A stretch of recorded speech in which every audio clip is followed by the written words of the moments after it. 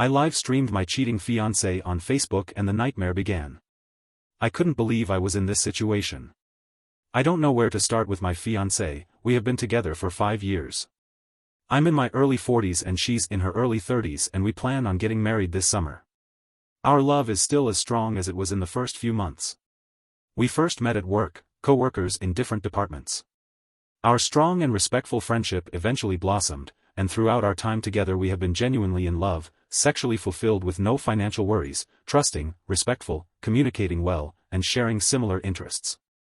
We are very happy together and pursue our personal interests without mistrust or insecurity. I must admit that when we first met at work she was engaged to someone else and I had never been unfaithful. Not that kind of guy, and I must admit that at times I felt she flirted with me a little too much. Last September, with the addition of our relationship gained better control. On a Saturday night, we hosted a small dinner party for 3 other couples. My fiancée loves hosting events like this and she insisted on seating everyone. She sat between a close female friend of hers and the friend's husband, whom I'll call Bob, during the meal. Dining area while everyone happily chatted and drank wine. When I glanced back at my fiancé and Bob, I saw a strange sight. They seemed to be holding hands under the table.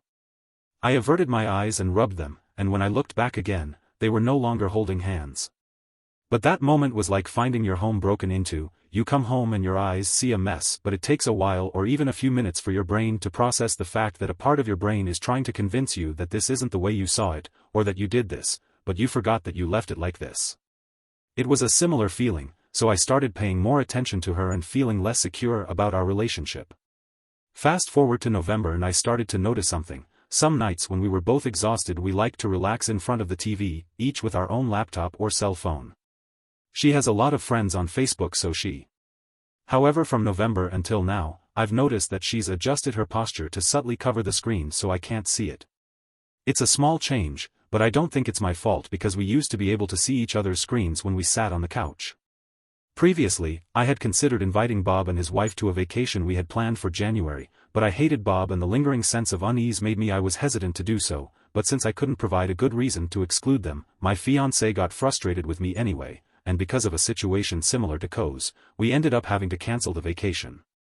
After reading many of the posts here I realize that in some ways I'm lucky in that we're not married, we don't have kids, I lack tangible evidence of anything, but my gut is on high alert, and while it hasn't reached critical levels yet, I'm starting to feel for the impact of this emerging obsession on my life, and here's where I need some help on whether or not I should be thinking about taking steps to keep an eye on her, which could include hiring a private investigator, using a voice-activated recorder in her car, or what I consider to be a gross invasion of privacy, attempting to access her various devices, and I'll end this post on the same note that I started it. I can't believe I've gotten myself into this situation, and before I clarify any further, it's important to mention that I signed up here about a month ago, and I wrote my initial post before that because at the time, getting my thoughts out felt good, but since then it's happened, and it's been a long time since I've been able to get my head around it.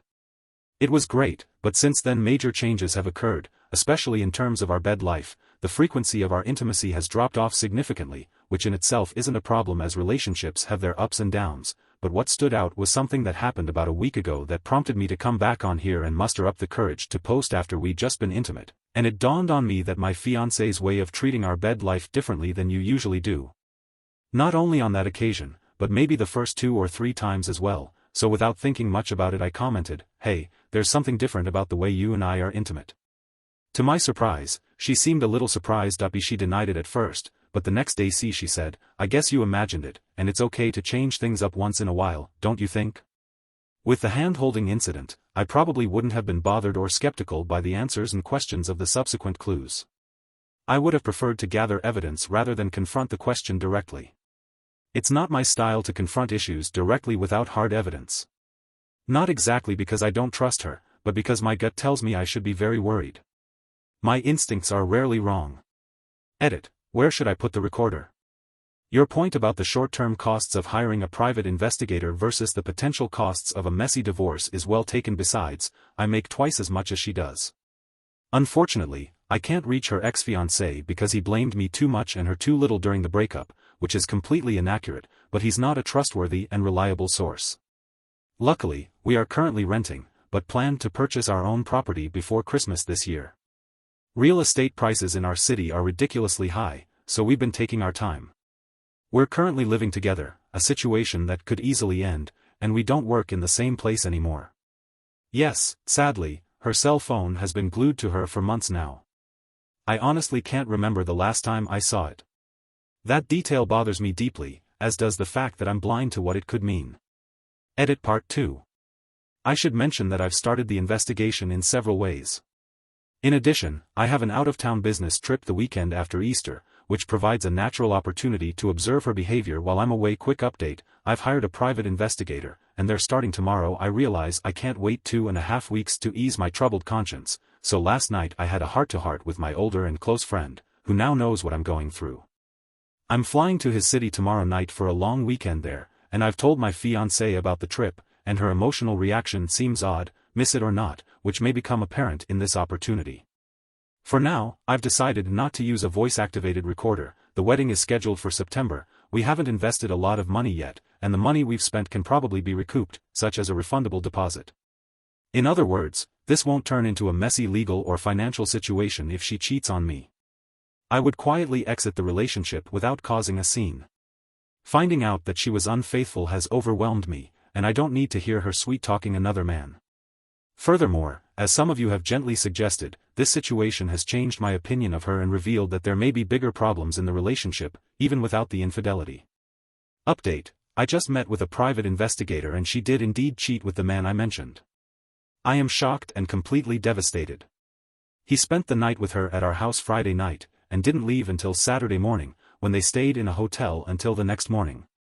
The private investigator provided photographic evidence with time stamps. I'm too numb to keep writing any updates. A day has already passed. A good friend who knows my situation provided tremendous support and was ready when I shared the good news about the UN with him. I was on autopilot at work, but managed to carve out some time late in the afternoon. My friend went to Bob, his wife's house, another betrayed spouse, and I apologize for being slow on the acronyms here, and he rang the doorbell and personally handed her pictures of my fiancé and Bob, pictures that were time-stamped and so clear there was no doubt about what was going on, and perhaps the most disturbing of all was the kiss they shared over dinner at the hotel, and then kissed the next morning as they said goodbye in the parking lot. The worst photo, however, was taken Friday night when Bob arrived at my house because we were staying in a duplex and she had to open the front door to let him in. The photo captured the pure joy and excitement in her eyes and it was a moment I will never forget. About an hour later, my friend went to my house after giving the photos to another betrayed spouse, and he gave my fiancée a package containing those photos I had prepared for her and a simple note expressing my goodwill for her future, but not in person, but in my heart, depending on her willingness to come clean about the whole truth. I told her that our relationship was over and that I never wanted to see her again, much less consider marriage.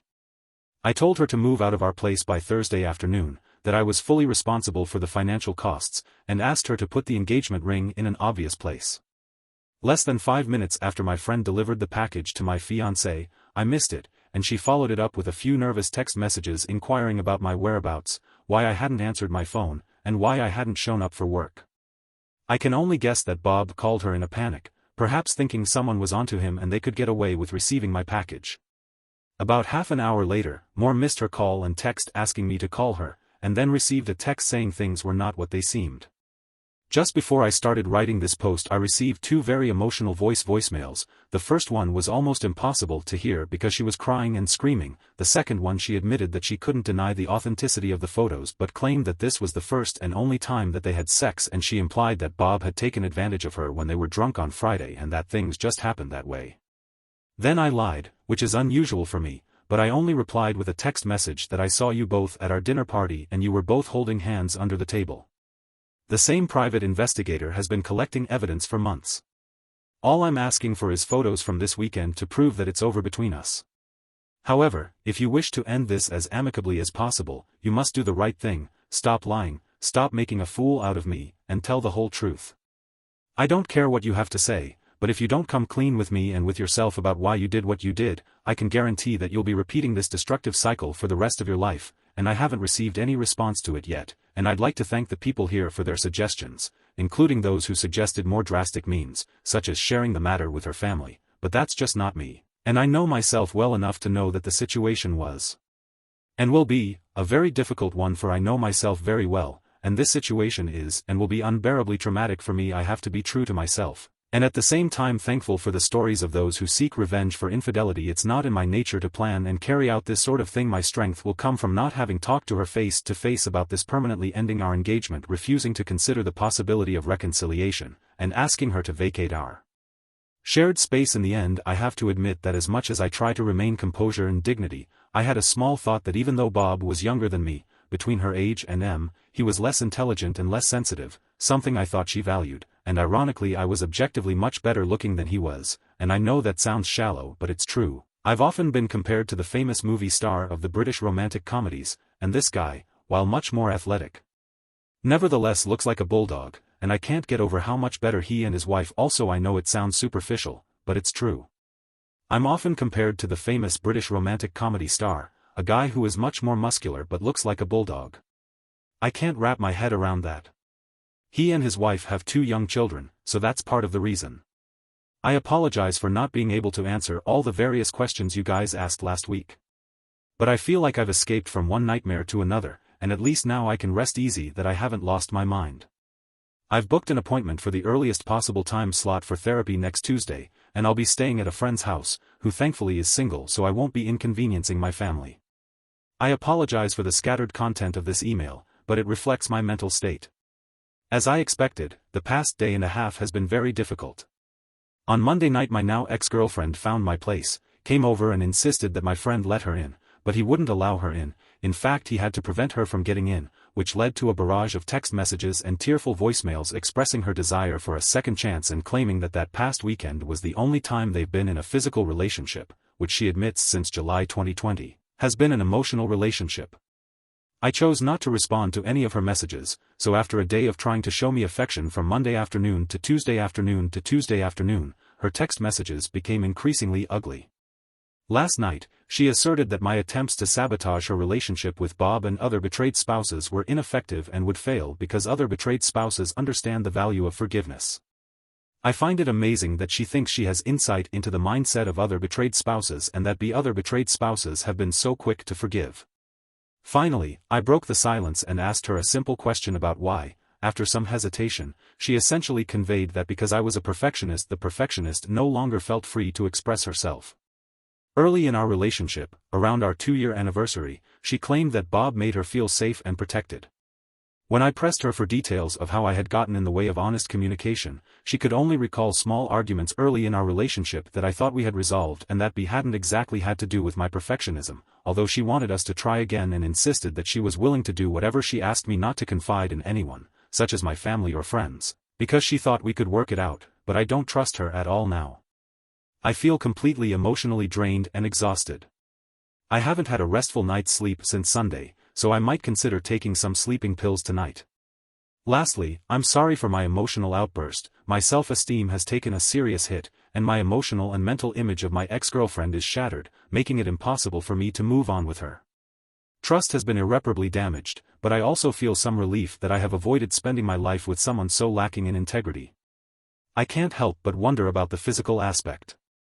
Did I not satisfy her enough in intimate moments? Was my appearance not to her liking? Does she want a different body type?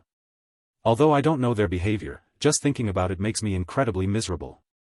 Update: the past week has been unbelievable. It seems like it went by in the blink of an eye, but it feels like it's been forever. Wednesday night was a mess. My fiancée called me and was adamant that she wasn't going to move out no matter what. I told her she had to move or I would show those pictures to her family.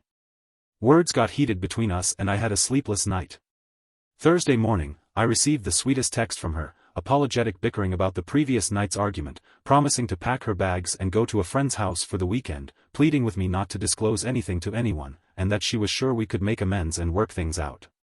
I asked her why she wouldn't reveal the real reason the wedding was cancelled, and she insisted that it would ruin any chance of reconciliation. I went back to my house Thursday night and it was very hard to stay there. As I've mentioned before, it felt like 28 days of shock, but with a twisted twist where you know your house has been invaded but your eyes can't provide concrete evidence. Most of her belongings were gone, but she left her engagement ring behind, and some sort of force drove me to reach out to my fiancé's ex-boyfriend, the one she was cheating on me with, and I found him easily on Facebook and sent him a message telling him I had something important to discuss and asking him to call me, too.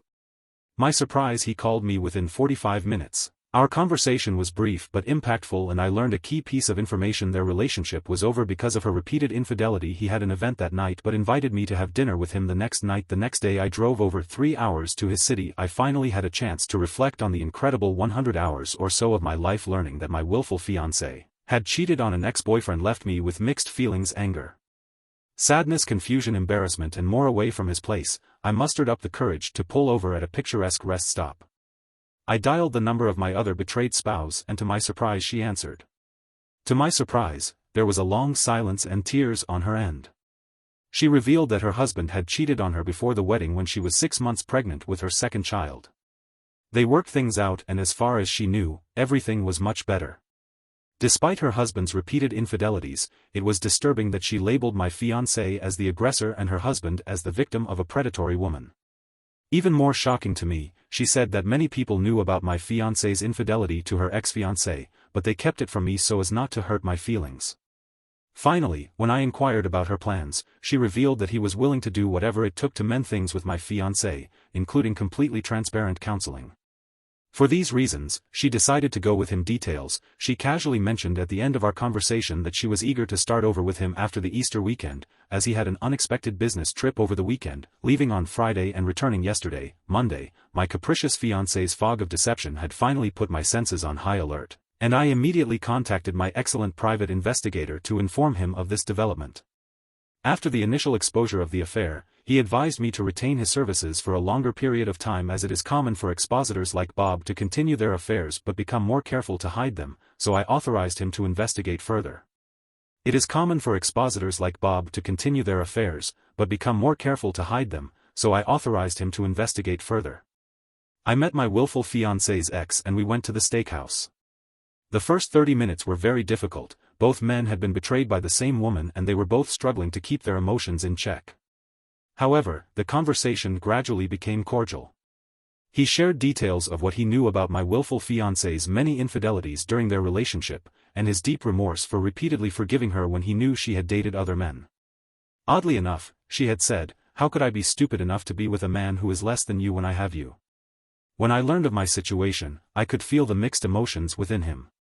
On the one hand, he was angry and sad for me, but on the other hand, on a more primal level, he seemed relieved that his worst suspicions about her had been confirmed. I understood this complex reaction not as interpreting it as deriving pleasure from my pain, but as a result of realizing that the dust had settled and that it had nothing to do with him or the shortcomings in their relationship. Understanding this, thanks in part to this incredible community, was also a relief for me, as was the fact that Friday turned out great and Saturday was awful. I woke up to a vicious message on my private Facebook group that was set up for the now cancelled wedding, consisting of the best man, bridesmaids, and our two main families. To simplify things, my willful fiancée posted a message saying that unfortunately the wedding was cancelled. She added that despite our efforts to work through the emotional issues of the last few years of our relationship, I couldn't get past the negative thought pattern suggesting that I might try to turn things around differently. I was shocked, although in hindsight I can't say it was entirely unexpected, as many people had warned me of this possibility. I'm not going to delve into my emotions that day. I did nothing, and I've since regretted it for that. In fact, I stayed completely silent and didn't talk to her, or of course, my family understands the situation, but I can't help but wonder why she changed her mind after texting me on Thursday morning that she was willing to reconcile with me. The appeal of being with her is so irresistible that her behavior really baffles me. You would think she would want to continue to spend time with me while enjoying the secret thrill of an affair.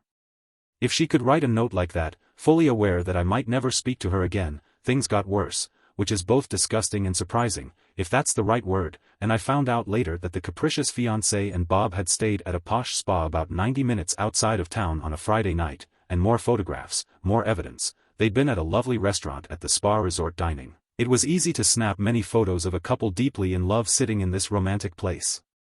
I'm running out of energy, so I'll try to summarize as succinctly as possible. As of yesterday afternoon, I collected the photographic evidence of 2 affair-filled weekends, from which I've selected 6 of the most striking photos and shared them with our Facebook wedding group. I apologized for the delay in responding to my capricious fiancé's deceptive message on Saturday, and explained that I had visited her ex-fiancé and discovered that she had done something similar before, to which I was disappointed but not surprised. Sincerely reflecting on whether I had ever emotionally offended any of them. I also asked my capricious fiancé if he had ever mentioned to any of them that I had offended them emotionally before the affair came to light. I felt that honest answers to these questions would reveal the truth beyond the shocking photos. I received several supportive messages from most of the members of the group, with additional encouragement from the bridesmaids. Her father invited me over for coffee this week, and I have a lot of respect for, but I wasn't sure I wanted to meet him, despite our close relationship. In the end, as relieving as it was to get out of this messy relationship that lasted 5 years, I mostly fell apart, which is unbelievable. Not only did I question my ability to observe and understand the person I had been living with for 5 years, but I was also very concerned that this experience would inevitably cause profound damage to all of my future relationships. Yes, I am free, but I will never again be completely trusting. Updates. I want to talk about something that many people have asked about but I haven't mentioned yet. She is a very beautiful woman who is often compared to Blake Lively. I hope it's okay to use celebrity names here, otherwise I apologize and will make changes. Just to clarify, I'm not mentioning this because I want her back, I'm just trying to emphasize that she draws crowds wherever she goes in her life. Her ex-husband mentioned Friday night that the reason he kept getting back together with her was because he felt like he'd give anything to keep such a stunner. My attitude has definitely changed since finding out about her infidelity. However, my biggest struggle right now may be that I am completely blind to what has happened, which stems from my belief that this woman is as beautiful on the inside as she is on the outside.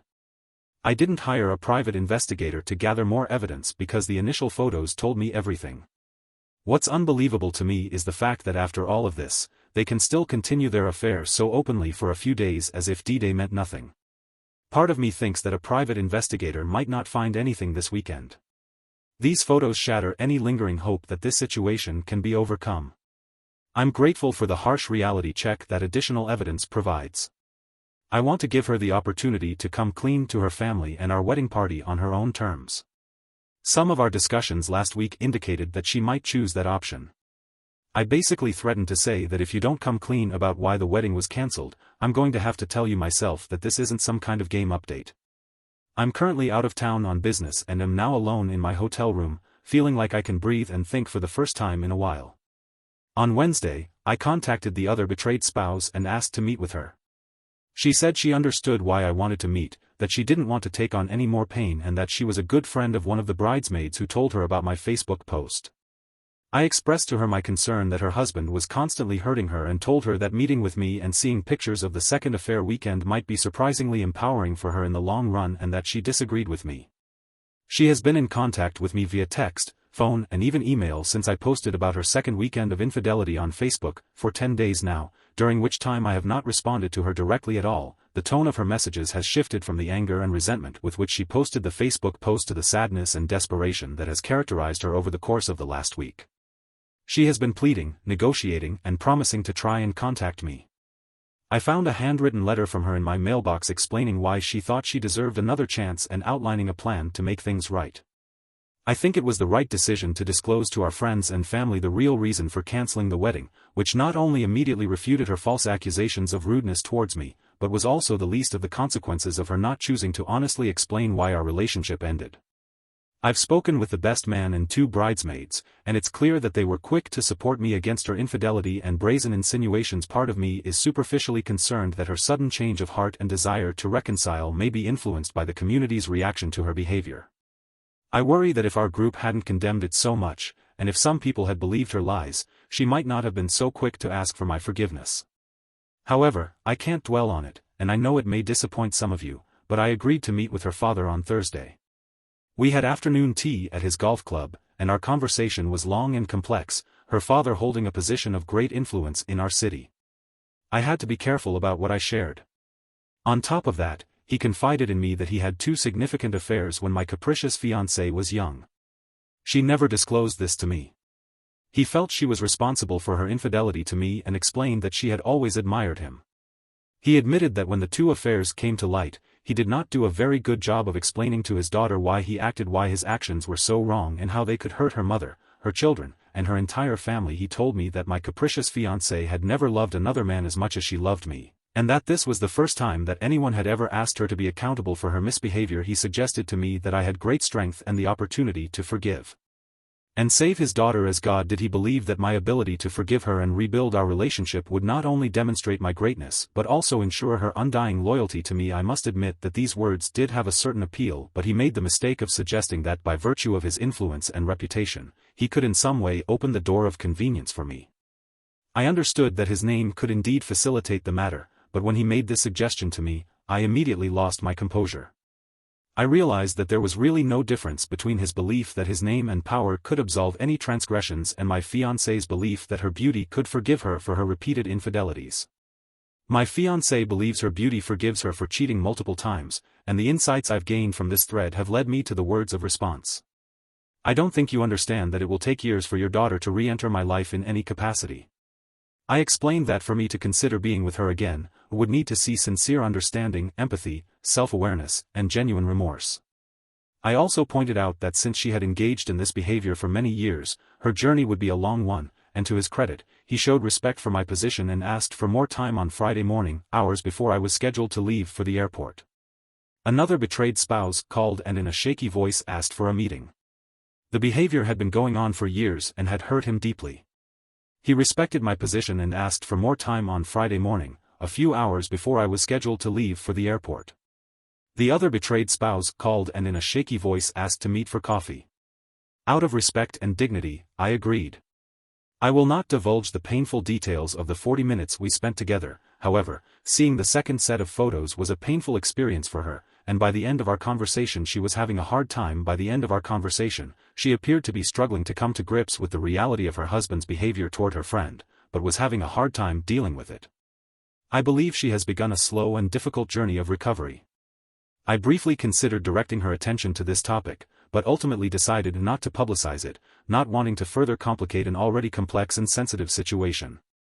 Finally, yesterday before dinner, I received a lengthy email from my willful fiancée's mother, who sympathized with my feelings but went on to say that her daughter had confessed the full details of the affair to her. She mentioned that her daughter was completely devastated, and she asked me to somehow consider giving her another chance, and I felt like my pain, my emotions, and all of this were reduced to an after-the-fact update.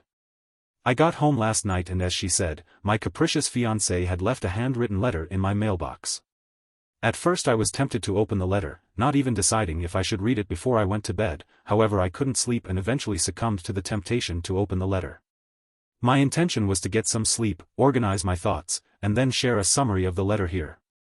Today, as I am here, she begins by apologizing directly and expressing her deep regret for the pain she has caused me. Next, she mentioned that she and her Bob had decided to end their relationship forever.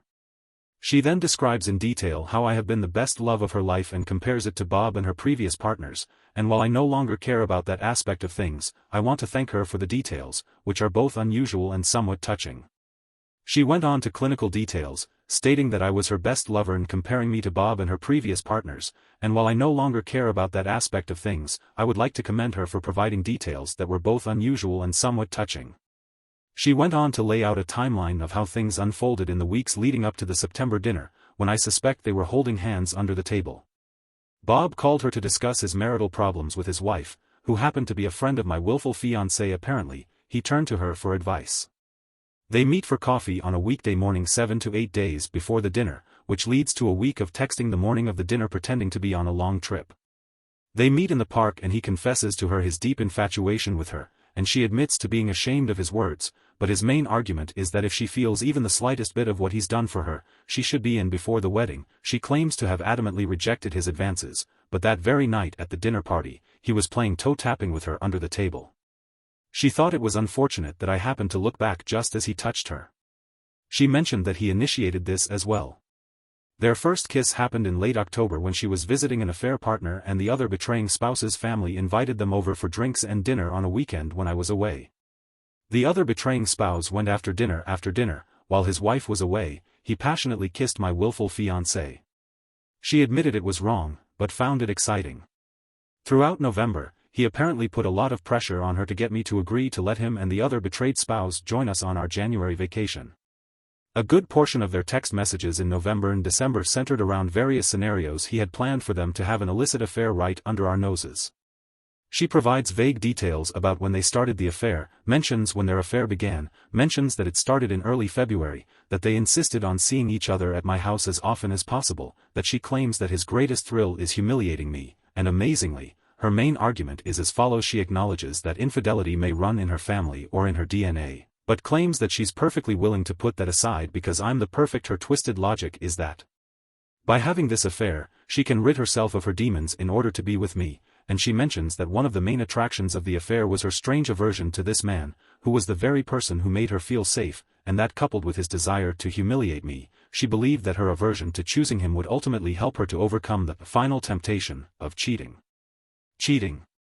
In addition, she stated that she would be living with her parents indefinitely. She expressed a willingness to go into therapy for the first time in her life. She promised to write to me monthly to update me on her progress. She claimed to want to win me back but only on my terms. She acknowledged that my decision to cut off contact had made her realize just how much she loved and wanted me, and she felt a great deal of remorse for her earlier comments about emotional damage. She somewhat apologized, especially because the comments were public, but rather than retracting her comments entirely, she reframed her statement to imply that I held too high a moral standard for myself and others, and that this was stifling to her. She admitted that she admired my integrity but thought it was impossible for me to hold perfectionist ideals for myself and others. She suggested that I honestly reflect on the fact that after reading this I was too emotional to express my feelings. I don't even know what emotions I have left or have at this point. I will never be able to look at her the same way again. Maybe my standards are too harsh, maybe I need to be more tolerant of my own and others' shortcomings, but there are some aspects that still appeal to me. Rest assured I will continue to keep in touch with her.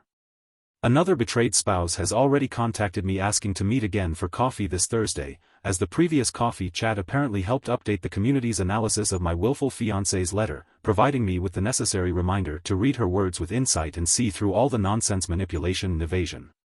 Escaping my challenge was to retrieve the engagement ring while maintaining a state of zero contact with my capricious fiancé, so late Tuesday night I sent an email to the capricious fiancé's father thanking him for his daughter's letter but explaining that by not returning the ring she would be disrespecting the boundaries I had set, and early the next morning he responded by agreeing with me and suggesting that we meet for lunch at a fancy restaurant. What a family. For the first half of lunch we talked about everything but avoided talking about the underlying issues at hand. It was like skirting a 700-ton iceberg beneath the surface of conversation. Eventually, he pulled out the ring and gave it back to me, but the process was full of drama. He went on to blame himself for his daughter's problems and mentioned that her mental health was in great jeopardy because of the shock of being denied what she wanted, apparently me, for the first time in her life. However, as it neared the end, things changed between us. Toward the end of the meal, I leaned back in my chair and watched him closely for about 10 to 15 seconds, which made him very uncomfortable, and then I said, "You know, let me tell you something. When I was 13 years old, or even younger, my mother instilled in me a strong credo: take responsibility for your actions. When I was younger, I was very good at making excuses for my wrongdoings, either by shifting the blame to others or using other excuses to pass the buck. My mother even taught me, when I was in high school, that admitting mistakes was a relief and a strength." He seemed torn between anger and embarrassment, and a long silence fell between us. I gently slid a copy of a letter from his daughter across the table and said, "I don't believe you've read this letter." Obviously, he couldn't have read the letter in its entirety. He crumpled the letter into a ball and pushed it back across the table to me. Then, in a sinister tone, he said, "If you can't accept the truth about your fiancé, then there is no hope for you to reconcile this unfortunate temporary situation." When I was completely stunned and said nothing, he went on to say that I would be happy to see you two reconciled. "I didn't like the way you spoke to me this afternoon, and frankly, I thought you were more genteel than that, but I'll attribute it to the grief you're going through. You need to do the right thing, so I ask, what's that?" Stares at me for about 5 seconds, says nothing, walks up to the front desk, pays the bill, and walks away. That man could have been my future father-in-law, but in reality, I had a nice coffee party with another betrayed spouse a few hours earlier. That was hard, because I shared with her the contents of my capricious fiancé's letter, even though for various reasons I chose not to show it to her. I was satisfied, and then she proceeded to tell me her husband Bob's version, which surprised me greatly, which was basically my capricious fiancé's letter, but put the blame on her, with him portraying himself as the victim and her as the aggressive criminal. Oh, and he also mentioned that my capricious fiancé claimed I was emotionally distraught, which made it all make sense. On top of that, it's clear from her timeline that the affair may have started as early as June 2020. Bob definitely acknowledged certain events that occurred around that time. My ward fiancé played agent of influence and seduction in each situation. After we shared our respective tales from the crypt, the unthinkable happened. We both started out laughing nervously, then became immaturely giggling, and finally we were laughing our asses off. It was a beautiful and cathartic moment, and honestly, it was the most freeing and relaxing feeling I've experienced in months. She was a little tearful afterwards, stating that she didn't know what she was going to do, but she recognized that he was just as troubled as my fiancé, and that she needed to figure out a way to get rid of him. So that's the way it went, and even though I've had an uplifting and empowering experience over the past 48 hours or so, I'm sitting here writing this, and I've suddenly found myself overwhelmed with sadness, loneliness, and a feeling that I may never fully recover from and may never be able to trust again. One thing is for sure, I will not accept my capricious fiancé back, and I'm drafting an ultimatum politely requesting that she get out of my life for good. What a mess, and as I've asked before and will continue to ask, what's it all for? Below is the letter that was sent yesterday afternoon. I realize that some people may object, especially those who question why I am writing, but I feel the need to share what I have written with this community, and despite the expected negative reaction, it feels good to have written and sent it. And apparently her name is not Blake. It is Blake. This letter is divided into 3 parts. This is the last time I will ever communicate with you, and I am asking that you, from now on, do not contact me in any way. I also respectfully request that neither you nor your family nor any of your friends contact me on your behalf. If you or your family disregard this boundary, I may have to take legal action to protect myself due to your choices and actions in response to this letter. Our relationship has been irretrievably damaged. I'm so glad to hear that you're seeking treatment. I hope that it's beneficial, and that in doing so, that in the process you will reach a level of self-honesty that you have never known before.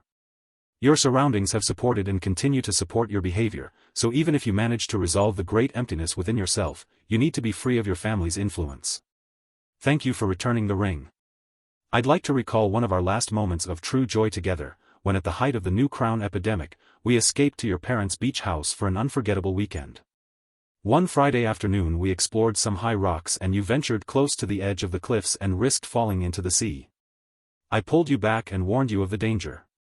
That night we sat around the fire and discussed that moment. You said it was good to take risks, that it made us feel incredibly energized. Besides, I knew you would always be there to pull me back. Now, I see that you and your intentions to sabotage our relationship were included in that moment, and I'm a little disappointed in myself for not realizing this sooner. I am now grateful to see you for who you really are.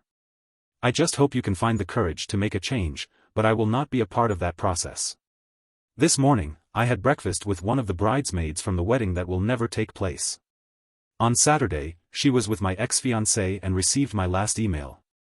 Apparently, my ex-fiancé is extremely broken and was inconsolable in his room all night. It's hard not to find this amusing when it sounds like the reaction of a 13-year-old who can't have a sleepover with his best friend on a Saturday night. Even more worryingly, the bridesmaid also told me that when her father saw the note he became very angry and simply said he would pay. Frankly, I'm very worried that he might get back at me. I recognize that many of you have warned me of this as well, so what can I do to protect myself from this potential threat? Also, although the maid of honor is a dear friend of my ex-fiancé, she has also been supportive of me through this ordeal I'm going through. At the end of breakfast this morning, I thanked her and asked her why she was helping me. She shared something I didn't know. About a year ago, she broke up with her longtime partner because he cheated on her multiple times. What's particularly interesting is that the bridesmaid believes that my ex-fiancé was initially attracted to her for the same reasons she was attracted to becoming my boyfriend. We both embody qualities of stability, reliability, and integrity that my ex-fiancé seemed to lack. The bridesmaid was not surprised that my ex-fiancé cheated on her because she thought she had cheated on her as well, although she thought I might be the exception. She continues to remain friends with her ex-fiancé, but also sympathizes with me and believes I am doing the right thing now. Until Thursday, we had been exchanging daily texts offering support and encouragement. However, I have not heard from her since we met, which is understandable considering we are both dealing with our own grief. In addition, no messages have been received from her. The bridesmaid mentioned that in the past few days, the other betrayed spouse has sent many angry and hurtful messages to my ex-fiancé via text, phone, and email. Angry and hurtful messages were sent to my ex-fiancé via text, phone, and email. This caused concern and questions from everyone in the room. I am concerned that the other betrayed spouse's anger toward my ex-fiancé may have been negatively affected by Bob, and that she may be inclined to place the blame squarely on Bob, rather than the capricious spouse. I worry about her well-being. This begs the question, what boundaries should I have in this situation? I feel that since you've all been so tender and supportive, I should do the same for the other betrayed spouse, but I believe I can lead but not force, just as you can lead a horse to water. I'm wondering how far I should stick to offering support. Many of you have suggested being there for her, and I have tried to do that, but I also understand why I might remind her of the pain she is going through, and talking to me might remind her of a similar hurt she has suffered. Thank you in advance for your help in these areas. As for myself, I am going through emotional ups and downs and I have no intention of bringing my ex-fiancé back to me in any way, which is what I am right now. However, I am currently torn about my thoughts on future intimacy. I am very concerned that I will lack confidence in intimate relationships, which has never been a problem before. Intimacy has always been a positive, powerful life-affirming experience for me. I'm concerned that these thoughts may intrude when I try to enjoy the company of someone completely different from my former fiancé. Perhaps these concerns are somewhat irrelevant at this point, as my focus should be on getting through this next period, not dwelling on a new relationship.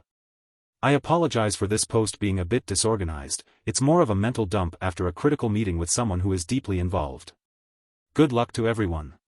The police called me this morning to tell me that my ex-fiancé, who had been an unfaithful boyfriend, had filed false charges against me. My solicitor is aware that I use this forum and has acknowledged the positive impact it has had on my mental health, whilst advising me not to discuss any further details until this matter has been resolved. Needless to say, this allegation is completely untrue and I am deeply distressed. Update: although I haven't posted here in a long time, this month has still left me exhausted. I still don't have the energy to describe in detail here all the things that have happened recently. Events: the good news is that the police investigation didn't last long, only 11 days. My lawyer called me on the first Monday in May to tell me that the police had dropped the case and that was the end of the matter. During that week and a half, I continued to go to work because going to work helped me keep my sanity. When I received the good news, I took a few days to process everything. By the end of that weekend, I decided it would be healthy for my mental health to take 5 days off, so I took 5 days off last week, Monday through Wednesday. In addition, I just had a productive phone conversation with another betrayed spouse who voluntarily admitted that our brief kiss was inappropriate and largely motivated by a desire for revenge.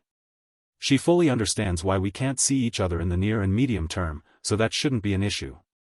She did, however, want me to be her informal counselor, and during the phone call I gently but firmly explained that I couldn't take on that role when she was down because her previous experience with psychotherapy hadn't gone well, and because she considered me a reliable person. I emphasized that it was unhealthy for me to serve as her prospective therapist. B. I needed to distance myself from all those involved in this tragedy. C. She should find someone reliable to ask more challenging questions to empower herself and hopefully get rid of her repulsive husband. I'm sure she would have respected my request over the next few months, as she recognized the precarious legal situation I was in and didn't want to jeopardize safety. In addition, I have a piece of fortunate news to share. My observant neighbors told me last week that they saw my ex-fiancé slip in through the side door that Friday night. He was willing to give testimony to that effect, and my attorney believes it is a valuable wild card that can be brought to bear at any time. This could constitute trespassing if need be. Taking the initiative against my ex-fiancée and her family. I have always felt like a victim in this ordeal, and my ultimate goal is not necessarily justice or compensation, but simply to get this father and daughter off my back. Finally, looking back over the past 7 days or so, I realize how badly I have been hurt.